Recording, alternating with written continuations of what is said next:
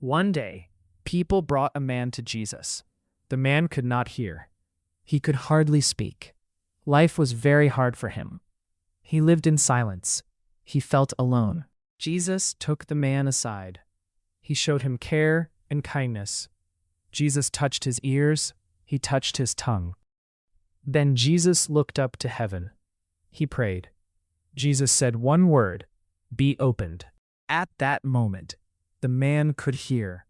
His ears were opened. His tongue was freed. He spoke clearly. The people were amazed. They said, "Jesus does everything well." This story reminds us that Jesus sees our pain. He understands what feels closed in our lives: closed doors, closed hearts, closed hope. Jesus does not rush us. He meets us gently. He brings healing in His time. When Jesus speaks, things change. What was closed can be opened again. No pain is too small for Him. No wound is hidden from Him. Jesus still heals today. If this story encouraged you, please like and subscribe for more Bible stories and weekly encouragement.